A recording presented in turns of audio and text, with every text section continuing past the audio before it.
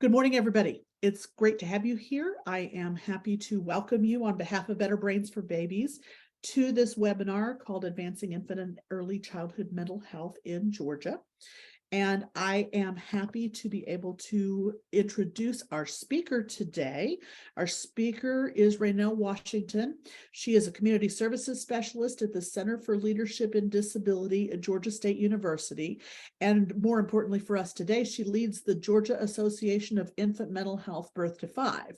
Her work aims to impact Georgia's system of care for young children, adults, and families living with mental health challenges and disabilities. So I'm glad to welcome Raynell. She is going to present information. I will monitor the chat. So if you have questions that you want to ask during the presentation, feel free to put those in the chat and I will send them to Raynell as need or read them to Raynell as needed. We will also have time at the end of the session for questions and answers. So Raynell, thank you for being here and welcome. Good morning, everyone. Thank you for that introduction. As mentioned, today's topic is kind of just focusing on the advancement of infant and early childhood mental health, IECMH, as I may refer to it throughout this presentation, and the efforts in Georgia.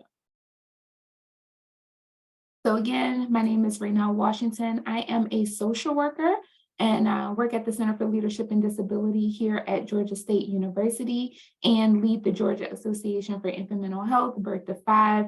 And I also like to add this tidbit that I'm a former Head Start administrator back in New Orleans, Louisiana, my hometown. So before we dive in, I kind of want to know, who are you? If you would be so willing to maybe put your name in the chat and maybe your role or the organization that you're affiliated with, I would really appreciate just knowing who's in the space. So I'll give you all a minute or so to do that. I recognize some names, so that's kind of exciting, but just would love to know who else is here.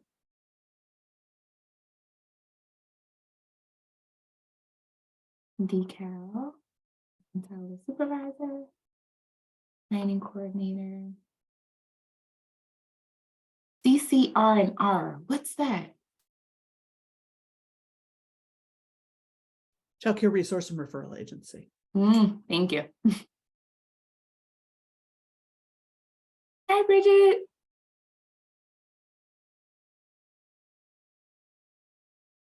Thank you all so much. A lot of organizations that I'm very familiar with and work with, happy to say, and then some that are a little less familiar. So thank you all for being here. Really appreciate this. I really want this to be as engaging as possible. I am going to share quite a bit of information in a brief way because I probably can talk a full hour on each of my sections. But if you have questions, please put them in the chat and we can answer some of those along the way, and then time at the end for questions. So today I kind of want to focus on the Georgia Association for Infant Mental Health Birth to 5. I know many people have been hearing about Georgia AIM, but just to give a little bit more context on how Georgia AIM was established, talk a little bit about infant and early childhood mental health spectrum of services and promotion and prevention in Georgia in particularly, and then infant and early childhood mental health endorsement, which is a credential that we are now able to provide and roll out in Georgia that we are extremely excited about. So Georgia AIM. So in Georgia, there has been several recent efforts to push forward policy and laws to support infant and early childhood mental health. The Georgia Infant Toddler Coalition was convened by GEARS. And for those of you who are unfamiliar, GEARS is the Georgia Early Education Alliance for Ready Students. In 2018, the Infant Toddler Coalition created a committee for IECMH, which brings together infant and early childhood mental health specialists, healthcare providers, home visitors, nonprofit leaders, state agencies, members, a part of higher education and childcare providers. In 2019, GEARS supported the Georgia Health Study Committee on Infant Toddler Social Emotional Health. And the committee was chaired by Representative Katie Dempsey, who brought together members of the House of Representatives to hear from experts on the needs of young children and their families. Members of Georgia Infantile Coalition Committee served as expert witnesses. And this is a photo from that day. And you see the children were there as well. So just a beautiful day. I wasn't able to be a part of that, but love hearing stories from my partners in this work, who really talked about how special this day was. So there were some things that came out of those that House study recommendations. And I'll just kind of briefly mention a few of them, but of course want to highlight Georgia AIM being one of them. So establishing an IECMH state level leadership. Many of you, I hope, are familiar with Laura Lucas. She is the IECMH director housed at DeKalb. And she's held that position since November 2020. And then we also established a task force with child serving state agency representatives, and we meet monthly, and that started back in February 2021. Another recommendation was to address Medicaid reimbursement and accessibility for children birth to 4, and extending pregnancy Medicaid to 12 months postpartum. And so this was another recommendation that we have made progress towards. Pregnancy Medicaid extended to 12 months in the 2022 legislative session, and then mental health services for children 0 to 4 was clarified by the task force in 2022. And then that last recommendation was to address workforce development by developing an agreed upon set of core competencies. And so through that, Georgia AIM was formed, and we have adopted the core competencies and endorsement, and that happened in 2021, 2022.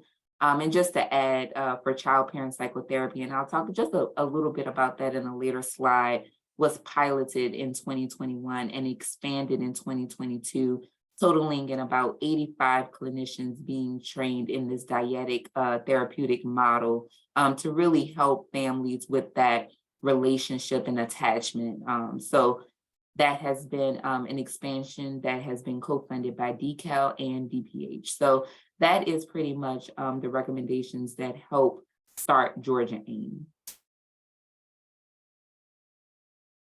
So Georgia AIM, we strive to raise awareness for young children's social and emotional needs, build culturally responsive preventative and therapeutic professional capacities, foster interdisciplinary and cross-system collaboration by supporting professionals who are in this field doing this work, and working with and on behalf of infants, young children, and their families, and advocating for and supporting policies in the best interest for infant, young children, and families and communities across Georgia. So want to talk just a little bit about membership, just because Georgia AIM is a membership or association, and Georgia AIM strives to be the professional home for all people. And I want to say people because this is really interdisciplinary work. We want to reach and connect with anyone who works with young children and families across Georgia. And we understand that that is extremely diverse. And we want to make sure that we're a representative of that. And so that is not just mental health providers or behavioral providers, but that is early childhood educators, policy makers, medical providers, home visitors, anyone who can potentially engage or interact and or serve a pregnant mother, an infant, a young child, and a family doing this work. They can be an active practicing professional or a retiree. And we also want to make sure that we are targeting the upcoming professionals who will be doing this work, so students as well. And with everything that we do, we strive to include people with lived experience. So how intentionally involving family members as well. We want Georgia AIM to be your connection to a statewide community of like-minded people in this rapidly developing field of infant and early childhood mental health. As a member, you would serve as a critical partner for helping us promote the importance of early relational health and help us build a stronger IECMH system of care in Georgia. Again, this is interdisciplinary work. We all work in different capacities. You all mentioned different organizations that you all are affiliated with and the various roles that you all have. And we want to connect with you all. This is for all infant and early childhood mental health disciplines, sectors, and systems. So again, listing out some of those roles, but not limited to these roles that you see on the screen. So again, those mental health providers, early childhood educators, child welfare professionals, those who are in early intervention, home visiting, medical care, advocates, students, and families. And then some of the benefits of joining Georgia AIM. One is our big one that we're really excited about, and I'll address more in depth towards the end of this presentation, is endorsement. And the first step to being able to become endorsed is being a member of Georgia AIM. And endorsement is a credential that is recognized that uplifts your education and your experience doing this work. Professional development, you will have access to trainings, webinars, conferences that will hopefully enhance your knowledge of IECMH and count towards endorsement. Advocacy, joining a community of people that are truly committed to promoting programs, policies, and practices that really speak to the importance of early relational health at the forefront. And then networking, we really want to establish a community and be able to allow people to connect with others who are dedicated to supporting the well-being of infants and young children and their families. And just for a second, this is just an easy way if anyone did want to become a member, and then I also have it at the end as well. So a slight plug. So IECMH spectrum of services, professionals and families can apply knowledge of child development and consideration of risk and protective factors in practice to support the socio-emotional development of young children. And these practices are important and relevant across a spectrum of services. So over the past several years, there has really been an increased focus on how to integrate infant and early childhood mental health across disciplines in the spectrum of service, from macro public policy initiatives to prevention and promotion, and through targeted developmentally appropriate assessment, treatment, and intervention. The provision of infant and early childhood mental health services spans across across that spectrum. And then each of these do not really exist in isolation. It is really imperative that we are aware of the role and the importance of each of these areas and how we can be a little bit more collaboratively, because for us in this space, it is possible that our work aligns with one of these areas. But again, not to do so in isolation. So how can we be collaborative and partner as we are all really doing work to serve and support young children and families in these various areas? So to kind of talk a little bit about what these areas may entail. The macro level refers to, again, policies, laws, and regulations that support the health of infant and early childhood development and mental health. In terms of the macro level, there is no single solution really to promote IECMH. A work group from 0 to 3 compiled a list of several important approaches to consider at the macro level. And you will have heard some of these. As I mentioned, this is how Georgia AIM was able to be established, with a lot of work that was done years ago to really uplift and promote IECMH in Georgia. So establishing cross-agency leadership, ensuring Medicaid payment for services, investing in prevention through mental health consultation, training the workforce on the importance of infant and early childhood mental health. What is it? What is that foundational knowledge that we can provide the workforce to be able to understand not just how to define it, but how to also be able to acknowledge it and see it in the children and families that they work with. And then raising that public awareness of what it is. Again, it's great that all of these systems and professionals and people are coming together, but how can we ensure that we have a common language for what infant and early childhood mental health is as we're talking about it in our work? Promotion of healthy emotional development focuses on supporting the well-being of all children. And it can involve programs to educate parents, caregivers, and providers on how to promote social emotional development across early childhood and how to support relational health between children and their caregivers. Areas of knowledge that are important to promotion include nurturing development, family engagement, and interdisciplinary practice. Examples in practice includes educating families and caregivers about the role that they play in creating a nurturing environment and how they can do that and how they can form that with their child. Supporting early childhood settings to provide inclusive, nurturing early care and learning. And as we strive to do that, to support them to do that, providing professional development opportunities to really enhance the knowledge that they already have, especially as we understand that there's continuous research and best practices that is rolling out every year. So making sure that the workforce receive that up-to-date best practice information that they can take and hopefully implement into their work. Providing education and consultation to also pediatric healthcare settings about relational health and social emotional development as well. Pediatricians are some of the first people that families interact with, along with educators. And so making sure that pediatricians are able to embed some of this information in some of those well checks.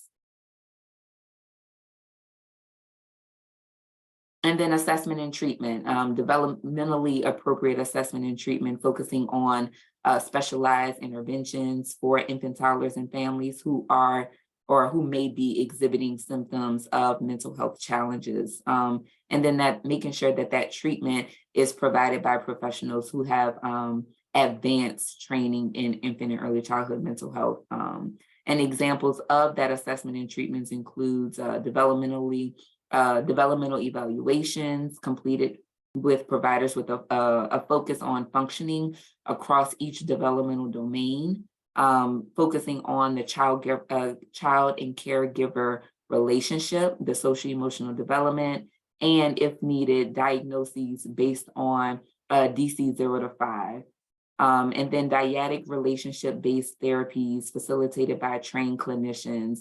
And we've done a lot of work in Georgia to build the capacity of clinicians to be able to provide child-parent psychotherapy as a therapeutic model that really focuses on, again, that relationship with a parent, caregiver, caring adult, or whomever the child may be being cared for, to really talk through the dynamics of that relationship, talking through any trauma that the child and or caregiver may have experienced that is now shining through how they parent, and really working through that relationship. Right now, there's a question in the chat about whether AIM is recognized internationally, and are there materials presented in other languages? Yes. And I'll talk about how we are in AIM under the Alliance for the Advancement for Infant Mental Health. It is nationally known. There are AIMs across many states, not all, but most. And then there are materials. With Georgia being a newly developed AIM, we are still creating and developing some of our materials, but through the support of the Alliance, they have provided us with a great foundation and templates that we can utilize. But definitely one of our aims is to make sure that the materials that we are producing really have a focus on Georgia. So it's great that we can collaborate with other aims and see how they're administering, like this, disseminating different information and materials, but making sure that it has a focus on addressing our needs within the state. Great. Does that answer your question? Marilyn, does that answer your question? Yes, I wanted to find out too if so is it okay, so it's recognized nationally. How about internationally? Yes, there are It, two. it is international. Okay. So each, and I'll talk about it and I'll show you a map so you can actually get a visual of where the aims are located. And this really also ties in with endorsement as well, because as we are starting to roll out endorsement in the state, endorsement can transfer if you were to relocate to another state that has an aim, your endorsement can be recognized and you can transfer it to that state. So it is recognized in other areas and states, depending on also where they are. So, you know, if you did go to a state that does not have an aim yet, you would still be able to maintain your endorsement, but it would have to still be with the state where you became endorsed at, if that makes sense. Okay. Thank you. No problem.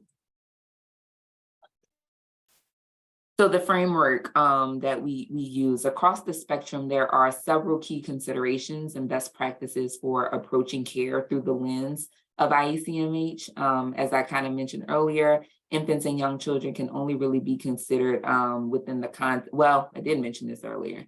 When we think about infant and early childhood mental health, we really think about young children and their mental health within the context of their relationships. So touched on that a little bit and how we're making sure that we're working and supporting families on helping them secure really healthy relationships with the child that they're caring for, but also making sure that we're taking into consideration their family, their community, their environment, their culture. So the services really emphasize the importance of using relationship-focused, family-centered, culturally responsive practices. Also approaches that focus on really building from the strengths and values of each child and family, as we know that every family comes with strengths despite whatever challenges that they may be experiencing, and how can we uplift those strengths while prioritizing efforts to prevent potential problems or risk factors and kind of mitigate that. And then approaches to care are, again, interdisciplinary. I want to keep really stressing that this work is for all. It is not targeting one particular discipline, sector, or system. This is for any pregnant mother, young child, infant, family serving organization or professional and or a family member who's committed to really doing this work and partnering across these areas and disciplines, because we're doing this work in different ways, in different capacities, but with a similar goal in mind. So again, doing so collaboratively.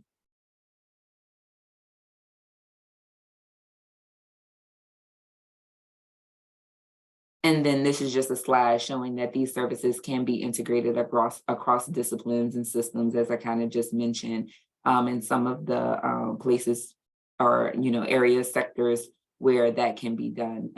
Some of them I think make sense off the top, but I think one that I like to point out is the justice system and policy and legislation. We know that policies and laws impact the work that we are able to do. And then how can we, bring people to the table who may or may not always think that this is their work, and see how we can influence them to kind of add this lens to the work that they do, because they are interacting with young children and families, even though it may be in a very different capacity.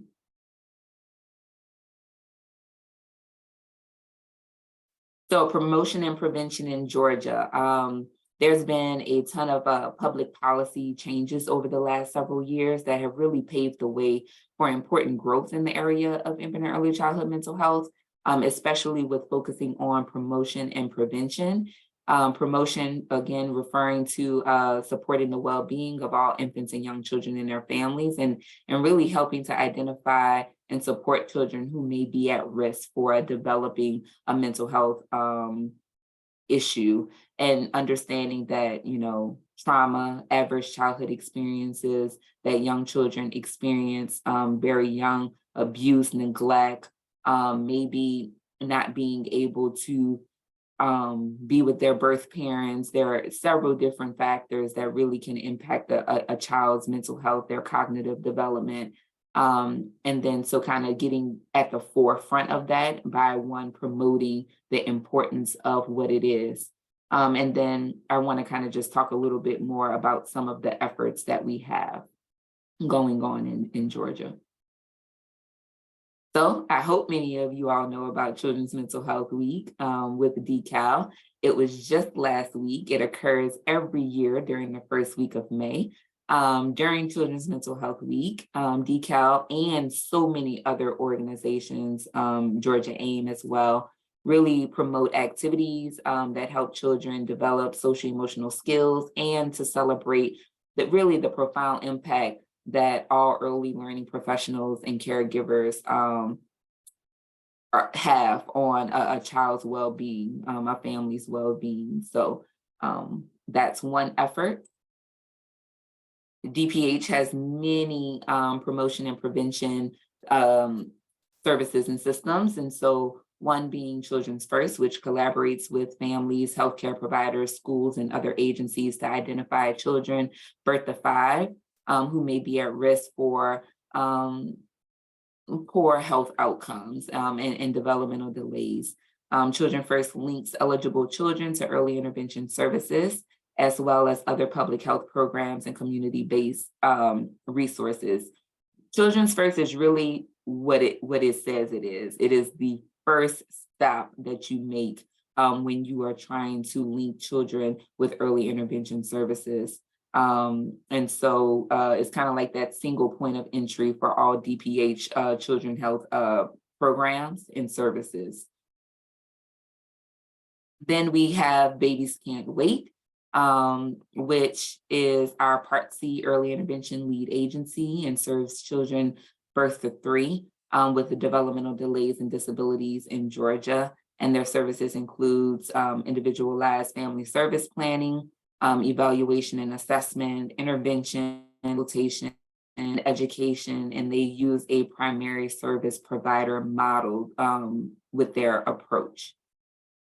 And then we have Children Medical Services, which serves young children from birth to 20 years of age in Georgia who have medical conditions. And their services include care coordination, family supports, and linkages to community resources, medical services and equipment, access to a medical home, specialty care clinics, and then youth transition from pediatric to adult care planning. So these are 3 DPH programs that really help provide some early intervention supports to families in need. Then I wanted to talk about how we intentionally strive to spread the word about the importance of ongoing developmental monitoring of young children through CDC's Learn to Sign Act Early program. Learn to Sign Act Early was developed by the CDC to increase the rates of early identification of children with developmental delays and autism. They have developed free resources for families, at early care and learning providers and medical professionals to use to monitor and support early development. And there are milestone checklists that you can access and download from the site. There is a milestone booklet, and there's an app, which is my favorite. It's a milestone tracker app, which is free for all mobile devices. It's really easy to use. There are videos, photo examples of different milestones, just to really make it as accessible for families and or whomever might be using it.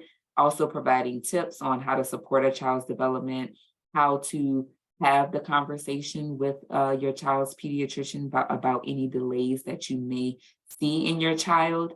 And it'll even generate a report that you can share. So when you go to one of those pediatric appointments, you have some things that you can bring with you to support the conversation that you're having.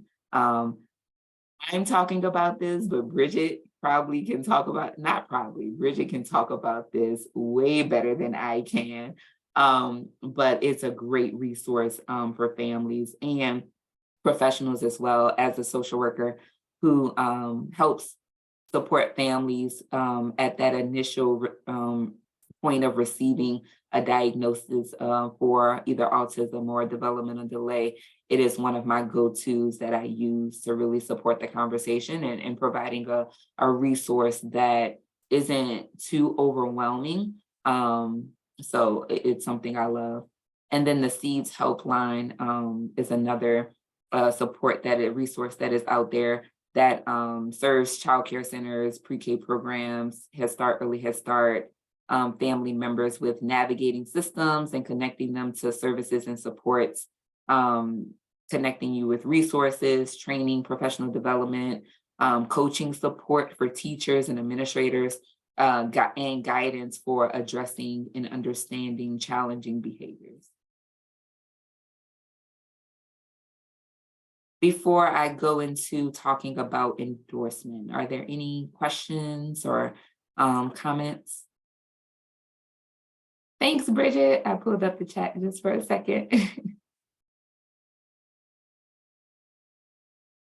All right, let's talk about endorsement. Excited to talk about endorsement. I know many people are starting to hear about it as we are starting to roll out endorsement in Georgia. We are very excited to now be licensed to offer not just infant mental health endorsement, but soon early childhood mental health endorsement. So infant mental health endorsement focusing on 0 to 3, and then early childhood endorsement focusing on 3 to 6. So infant and early childhood mental health endorsement, and this is the visual that I referenced earlier. The Alliance for the Advancement for Infant Mental Health includes several infant mental health associations who have been licensed to use the competency guidelines and endorsement. And those competency guidelines are infant and early childhood mental health related guidelines to really acknowledge and uplift the work and education that people have obtained in their careers. And so it was created by the Michigan Association for Infant Mental Health, also known as MIAIM. There are currently 35 AIMs under the Alliance, which you see in green. There are 2 international associations, and then those 2 that you see in blue are 2 states that are currently pursuing becoming an alliance. Not an alliance, an association. So they are in the process of doing so, but have not quite completed it yet. So for that question about being known, it is a very well-known association, and an endorsement is very well-known, especially within the states who have established AIMs. There are different phases that, of course, an AIM can be depending on how established they have been. So again, we are very new, only being established within like these last 2 years. So still in a very developmental phase of making endorsement and spreading the message of what Georgia AIM is and what we really aim to do in the state.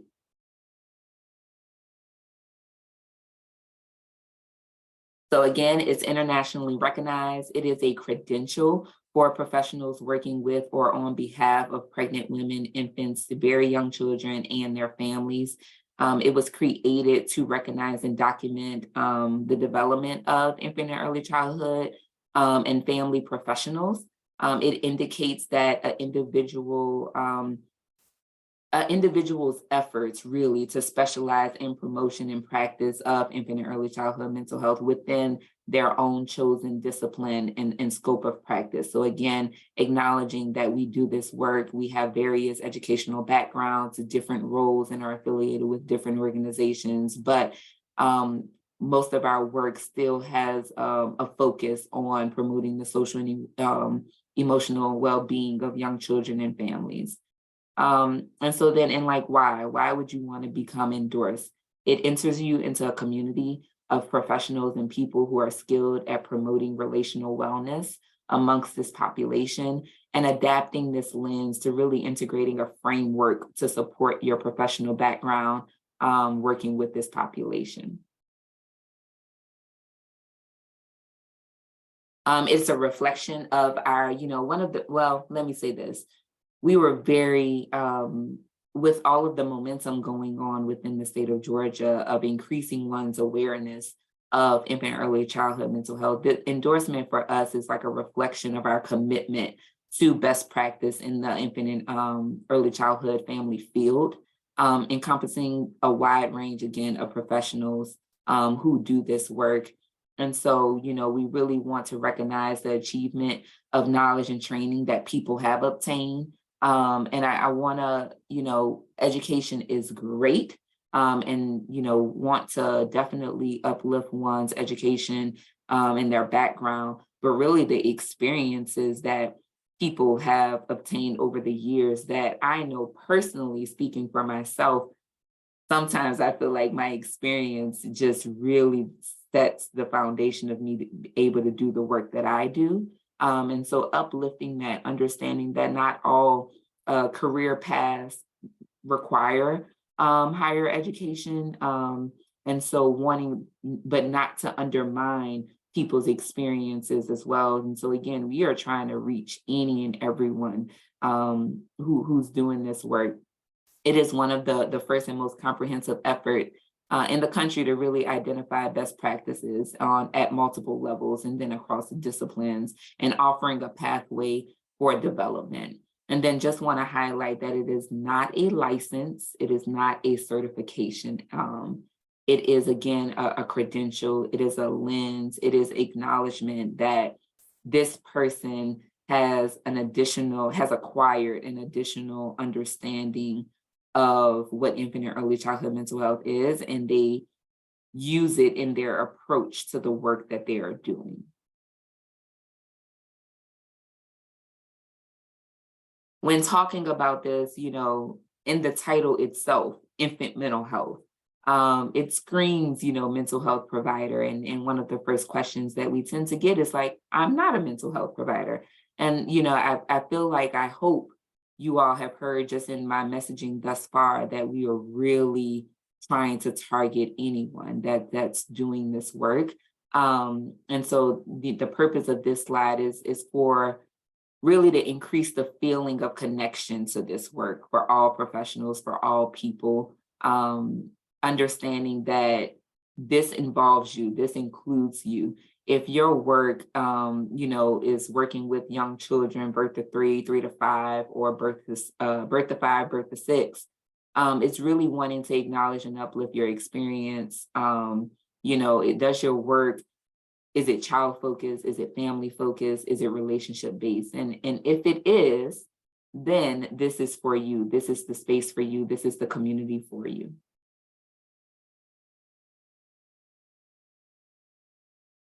So I won't go too deep into the different pathways of endorsement, but I do want to give you a glimpse of the different endorsement categories that one could pursue. And then I want to, also stress that there is no hierarchy to these categories. So there is not one category that is higher or more important than another. Each one includes knowledge, skill areas that is specific to the category, but there is none that is better or preferred or anything like that. And I know sometimes it may be perceived that it is, but it is not. They are really just individualized, specialized categories that speaks to one's expertise and experience. And then I mentioned a little bit about competency guidelines, that there are guidelines that really lay the foundation for endorsement and outline the requirements that define the experiences that one has to have to really be able to pursue endorsement. And so you'll see the different categories or scopes of work of promotion, prevention and early intervention, prevention, early intervention, and provider of, it says RSC. RSC is reflective supervision and consultation, clinical intervention and treatment, and then macro. So those are the various scopes of work. And then you'll see under each category of infant family associate, infant family specialist, infant family reflective supervisor, infant mental health specialist, and then infant mental health mentor, clinical research faculty, and or policy. And then it outlines the education, the work experience, the training that one should have to be able to be eligible for that particular category. And a lot of this is really about having a conversation. And as we are rolling out endorsement, we will have meetings to discuss the different categories. We will have meetings to discuss, all of the elements that go into the requirements of being eligible.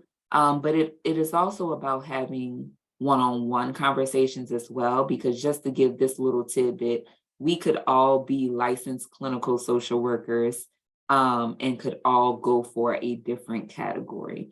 So it is not just based on what your professional background is, but really what is your scope of work currently? What does your work entail? And have you met some of these other requirements?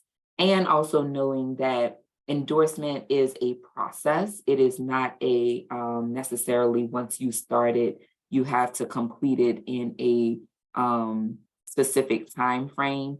If there is one category that you feel speaks to your work and where you are, that is the one that you can pursue, even if there are things that are still needed to make sure or ensure that you have met the requirements. And one thing that Georgia AIM is intentionally striving to do is to make sure that we are providing you all with what is needed to be able to confidently pursue endorsement. So making sure that we are having and offering various trainings that aligns with the competencies, providing opportunities to receive reflective supervision and things of that nature. And again, because we are a developing AIM, a new AIM that is rolling out this process, there are some other ways that one can be able to meet their requirements with some of these things, since our capacity looks different from a more established AIM who's been doing this and having people endorsed in their state for years and years. Any questions about this slide? I know it's a lot of information and I've only given a very brief overview, but again, we will, as endorsement is rolled out more broadly, and I say broadly because we are rolling out some endorsement cohorts this year, but as we do so in a broader way, we will have group conversations and meetings to talk about this, but then also those one-on-one conversations. So a person can really talk about their own personal experiences and backgrounds to really support you in pursuing a category that you feel speaks to you. But any questions? I don't want to move past this slide too quick.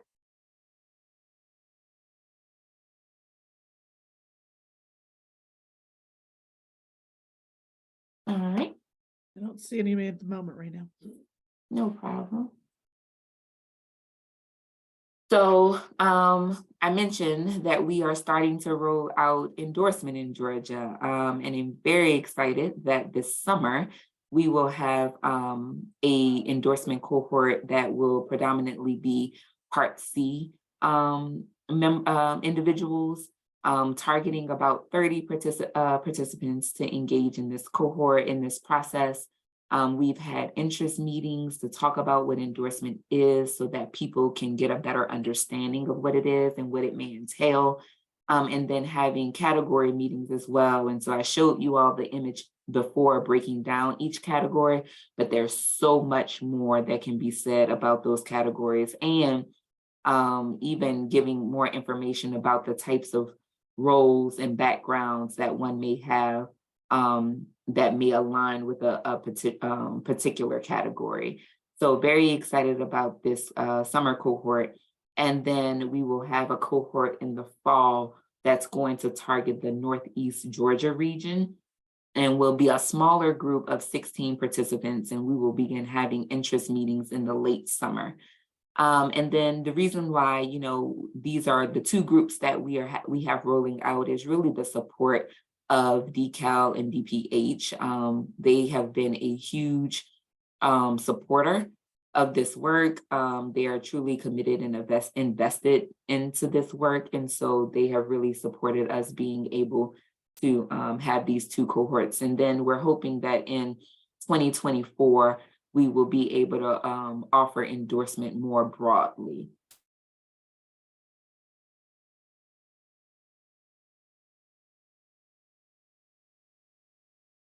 All right. Any questions? I wanted to save about 10 minutes or so for questions. And then while you all maybe think of any questions or comments, or if I can maybe expand on anything, please let me know.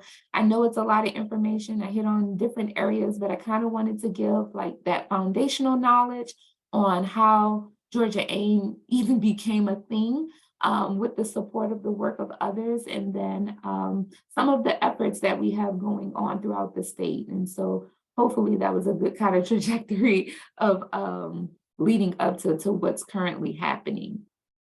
We very much appreciate it, Raynell. It's a good, very good overview.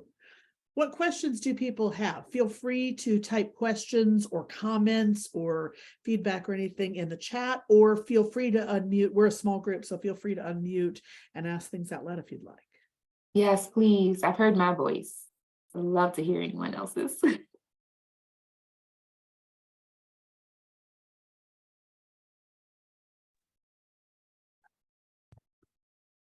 And if not, that's perfectly fine too. There are ways that you all can be connected, not just through membership. That is just one of many ways. Feel free to look us up online, join our contact list. We have a monthly newsletter that we put out every month, spotlighting and uplifting people in our state that are really, really doing this work, and shining some light on them, talking about upcoming events and conferences that that's going on in our state. So that's another way. Saying if you have questions about anything maybe that I've mentioned, but maybe not in this moment. If you're anything like me, sometimes I need things to marinate a little bit in my mind. Feel free to email me at aim@gsu.edu.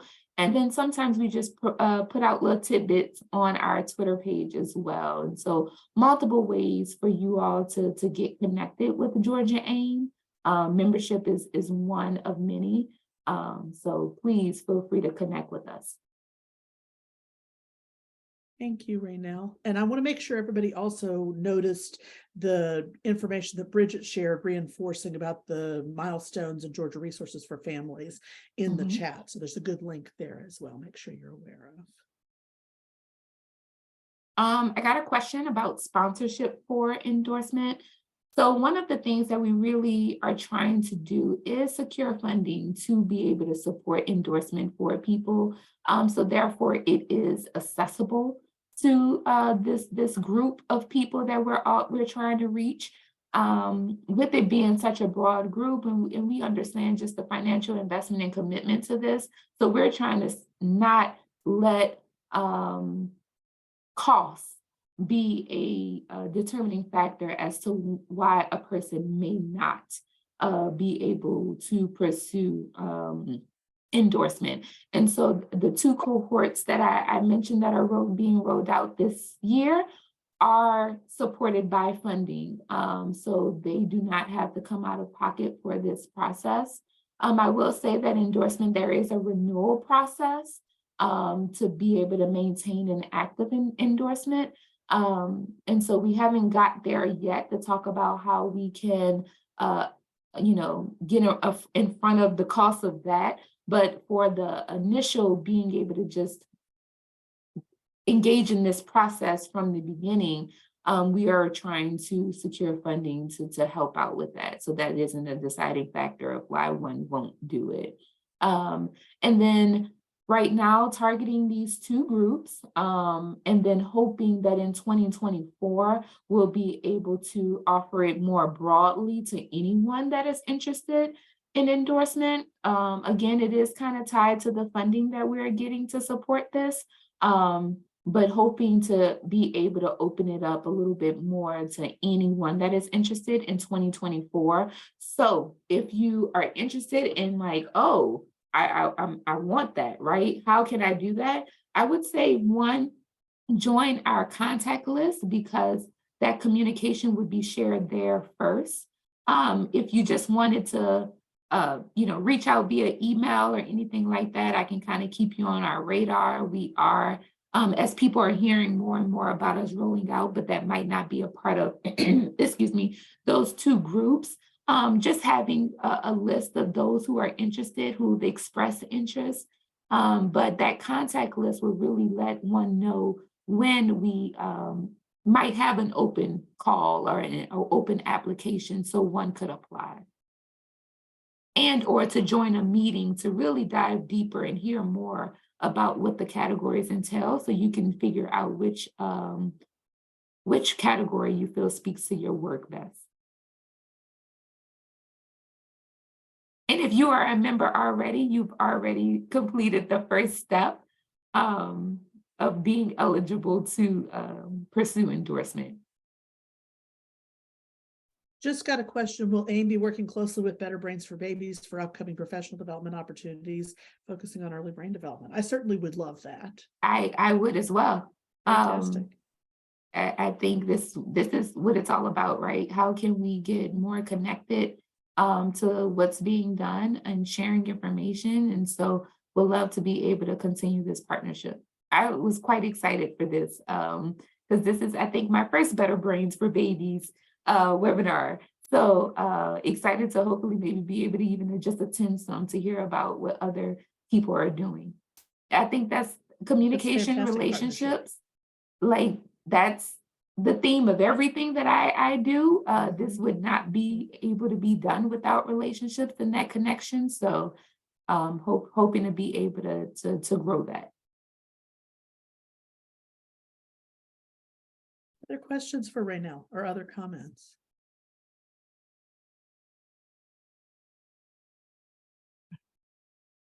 We will stay on for a few minutes. Please join me in thanking her for this wonderful overview. Thank you for having me. I really appreciate it.